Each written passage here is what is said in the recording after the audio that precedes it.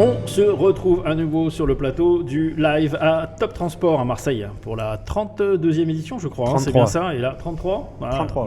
Merci Anthony. Et j'accueille pour cette nouvelle séquence Romain Landel, directeur des marchés grands comptes de chez Agorastore. C'est bien ça? C'est exactement ça, Franck. Bonjour Romain. Merci de m'accueillir. C'est avec grand plaisir. Alors, je suis pas venu tout seul. J'ai à ma gauche Anthony. Toujours là. Qui pourrait être amené aussi à vous poser des questions. Et tout au fond là-bas, Cédric. Commissaire-priseur, Cédric, s'il vous plaît. Commissaire-priseur, d'accord, ok. J'aurais dit joueur de baseball, c'est ça? Baseball, yeah. Quelle équipe? Je ne sais pas, mais en tout cas, pour l'instant, il est avec nous. Et Romain, je peux vous appeler Romain? Avec plaisir. D'accord. J'ai l'impression qu'on se connaît déjà. Et pourtant non. On va faire connaissance alors.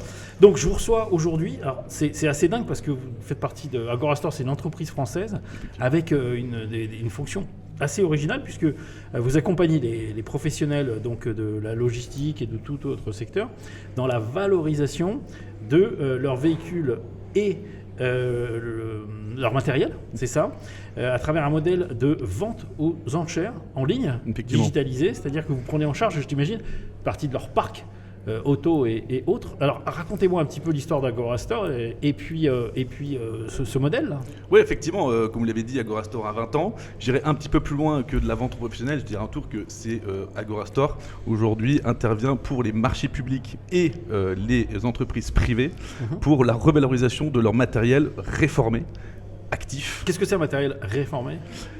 Un matériel réformé, c'est un matériel qui ne correspond plus finalement à la car policy, à l'engagement du groupe pour ces véhicules. D'accord, c'est pas un matériel qui est non roulant. Il faut sortir du parc, quoi. Exactement. Il est plus amorti, voilà, il a 10 ans, enfin. Chaque année, les flottes de véhicules sont renouvelées de façon automatique de 10 à 15%. Les investissements, évidemment, sont liés aussi à la sortie des véhicules des parcs. Et nous, on est là, on intervient pour cette revalorisation. Donc, pas pour récupérer les véhicules, mais pour assurer, je dirais, une seconde vie. On peut parler de ça? Vous êtes un acteur de la seconde vie de ces véhicules? On est un acteur à part entière de la seconde vie. Il y a vraiment un axe, aujourd'hui, Agorastore, c'est aussi c'est partie de ça, un axe RSE, d'accompagnement de seconde vie du matériel. Ouais. En complément évidemment de la valorisation financière finale qu'on va créer grâce à la vente aux enchères.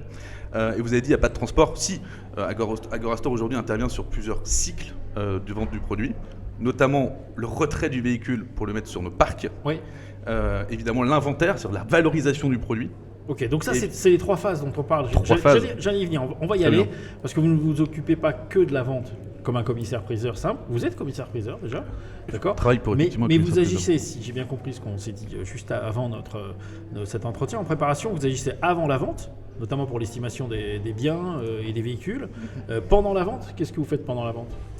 Alors, il y a l'estimation, évidemment, c'est cette stratégie de prix que nous, on va partager. On a cette expérience aujourd'hui par rapport au nombre de véhicules qu'on vend depuis 20 ans, cette expertise de pricing qu'on va partager à l'entreprise pour laquelle on est nommé. Et également, ces travails de valorisation, c'est-à-dire qu'on va aller chez les clients, inventorier les véhicules pour mettre en valeur le produit, peut-être les défauts, mais également les choses qui sont valorisables. Donc c'est-à-dire vous faites des photos, vous prenez des caractéristiques, vous créez les annonces. Il y a un essai routier, effectivement. Un essai routier aussi pour en estimer la fonction. Les véhicules sont roulants, ils sont en grande majorité, les véhicules sont roulants. Il faut sortir de ce dictat qui dit que finalement les matériels réformés sont des matériels qui doivent finir à la poubelle. Justement, Agorastore est né par rapport à ça. Oui, aujourd'hui, notre combat, c'est aussi de délivrer à des nouveaux utilisateurs finaux un produit. Alors peut-être pas sur un circuit domestique, mais aujourd'hui, Agorastore, c'est ça aussi la force, c'est qu'on a un schéma international de vente puisqu'on est présent dans 120 pays. D'accord, on va rester sur la France, si vous voulez, parce que sinon on va rester 2 semaines pendant l'interview et on avait dit qu'on faisait que 10 minutes. Alors donc là, en fait, vous êtes un peu un carrefour entre de bonnes affaires, on peut dire ça, pour celui qui cède son parc et celui qui peut en devenir acquéreur. Effectivement. On fait de bonnes affaires ou pas grâce à vous? Alors, c'est pas à moi de le dire. Je pense qu'aujourd'hui, le témoignage, c'est l'intégralité de nos clients qui doivent le confirmer. Aujourd'hui, on a 720 000 personnes qui sont... Si vous en vendez à 720 000 personnes, c'est comme on a 720 000 personnes qui sont inscrites. Il ne faut pas oublier qu'Agorastore est une plateforme publique. Donc, dans 720 000 personnes, il y a aussi du particulier. Il y a du professionnel utilisateur et du professionnel négociant. Donc vraiment, je pense qu'il y a des toutes typologies pour l'intégralité. C'est une master marketplace. Exactement. B2B avec un contrôle, une sécurisation et une revente. J'allais juste rajouter quelque chose qui rend vraiment unique la plateforme, c'est qu'on est la seule aujourd'hui à proposer un inventaire très large de typologies de produits, puisqu'on va vendre de la voiture, de l'utilitaire, du tracteur routier, de la SMI. On va vendre également parfois un peu de bureautique, de mobilier. Vraiment, on est capable aujourd'hui pour une entreprise qui a plusieurs activités de revendre l'intégralité de ses actifs sur un seul canal. D'accord. Et là, ça, c'est notre force. Et vous êtes au bon endroit, puisque Top Transport parle beaucoup de véhicules et c'est vraiment l'endroit pour ça. Exactement. Alors, vous parliez de bonnes affaires. Vous rémunérez comment, du coup ? Effectivement, Agorastore se rémunère à la réussite de la vente. On applique un taux de commission, comme tout commissaire-priseur. Ça, c'est pour la partie vente. C'est Et sur la vente. partie avant-vente ? Sur la partie avant-vente, évidemment, il y a des prestations qui sont réalisées, qui sont souvent impactées en fin de vente, donc qui ne sont pas impactées sur la partie vendeur. D'accord. On va regarder ça. Donc, le gros de votre chiffre d'affaires, il est dans la partie commissionnement. Dans le troisième tiers, dans la partie commissionnement. Question d'Anthony. Est-ce que vous avez un chiffre sur le nombre de véhicules vendus l'année précédente ou... Alors, surtout si c'est confidentiel, parce qu'on aime bien. En termes de volumétrie, c'est une chose qui effectivement, c'est une data qu'on conserve de façon assez confidentielle. Par contre, ce que je peux vous dire, c'est qu'entre 2018 et 2025, le volume de vente, en tout cas sur une catégorie PL et VU, a doublé. Donc on véhicule utilitaire VU et poids lourd. Oui. D'accord. Cette volumétrie a doublé. Et on a fait également des constats data après Covid où on a des valeurs de prix qui étaient un petit peu plus élevées parce qu'il y avait une pénurie de matériel. Et on a réussi à conforter, malgré le volume plus dense sur la plateforme, des indices de prix beaucoup plus élevés qu'après Covid. Donc ça, c'est vraiment une force. Ça veut dire que Agorastore est en capacité de vendre encore plus parce qu'il y a une demande et donc il y a une capacité des acheteurs à acheter. D'accord. Est-ce qu'il y a une autre question, Cédric? Non? Oui, je regardais votre site et je me demandais, elle est très bien fait. Merci. Et c'est ouvert aussi aux particuliers. Et je ne sais pas, je voulais vous demander s'il y a une garantie sur les véhicules ou quelque chose de similaire. Et une deuxième question, est-ce qu'on peut s'arranger pour trouver une Lamborghini? Alors, pour la Lamborghini, ça peut arriver. On parle aujourd'hui parfois de saisie, on voit quelques ventes comme ça, mais ça peut arriver. Intéressant. En revanche, pour la vente, pour vous en tant que particulier, oui. J'ai envie de dire, sur Agorastore, quand vous aurez le droit d'acheter un véhicule, c'est que ce véhicule, il aura un contrôle technique de moins de 6 mois et que le véhicule aura moins de 4 ans. Donc on aura quand même un historique véhicule assez suivi, un véhicule normalement fiable, plus fiable en tout cas. Ouais, vous faites plus que les commissaires-priseurs qui vendent des véhicules en série comme ça? On ne fait pas forcément plus, mais on applique ces règles pour donner en fait aux particuliers des véhicules qui respectent les règles environnementales du code de la route, et qui sont en règle. Et pour les pros du coup?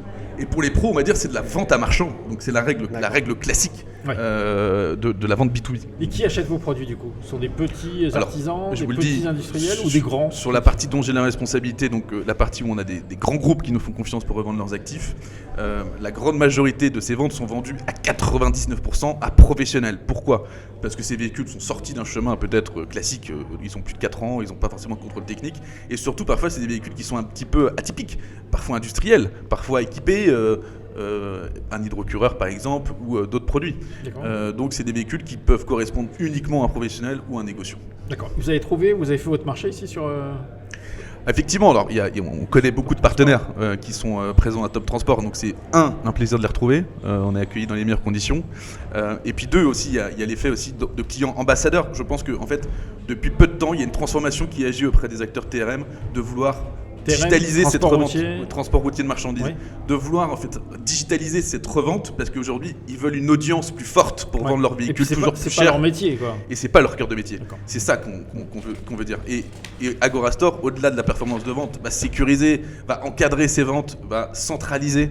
Et ça c'est des mots en tout cas dans les groupes de transport qu'on connaît, souvent des sagas familiales qui comptent. Ouais. Et donc nos clients sont aujourd'hui aussi des très bons ambassadeurs, donc franchement être là c'est obligatoire pour nous. Et ça se passait comment avant? Les gens avaient leur circuit habituel? Le circuit habituel, c'était le circuit. Moi je suis un bagnolard, je suis un bagnolard, je viens de la voiture, j'ai 8 ans d'enchères véhicules auparavant et ce monde de l'enchère dans le véhicule, c'était exactement dans le monde de ce qu'on veut apporter au monde du TRM finalement. C'est arrêter avec finalement la vente aux marchands, mal organisée, pas sécurisée et c'est vraiment ce cycle. Ouais, c'est une professionnalisation complètement du métier. C'est le mot que vous cherchiez, je pense, depuis tout à l'heure, mais il arrive à la fin. Question, non, Anthony, Cédric. Non, si c'est pas une Lamborghini, une Ferrari, ça me convient. Très bien, écoutez, je note pour l'année prochaine. Lamborghini, c'était les premiers fabricants, ils étaient fabricants de tracteurs à l'époque. À la base, c'est des tracteurs. Vous lui trouvez un tracteur Lamborghini qu'on en finisse? Ça sera beaucoup plus simple. Oui, il sera beaucoup plus simple. Et puis, vu où il vit, le tracteur, ça va plus lui servir que la Ferrari. Très bien. Si vous n'êtes pas allé, c'est un terrain assez escarpé chez lui et très agricole. Cédric, ça va? Très bien. Romain, on précise tout va bien? Meudon. Très bien. De Meudon, notamment. Eh bien, écoutez, moi, magnifique rencontre. Parce qu'on a on a eu beaucoup de plaisir à échanger pendant la préparation on a pendant beaucoup ri, c'est vrai. cette entrevue.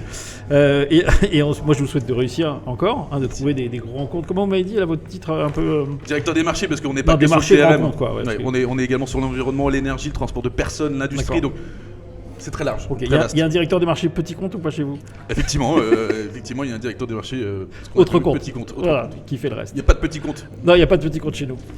Très bien, merci Romain, à bientôt Avec plaisir, et bon Franck. salon, ciao. Bonne soirée. Merci.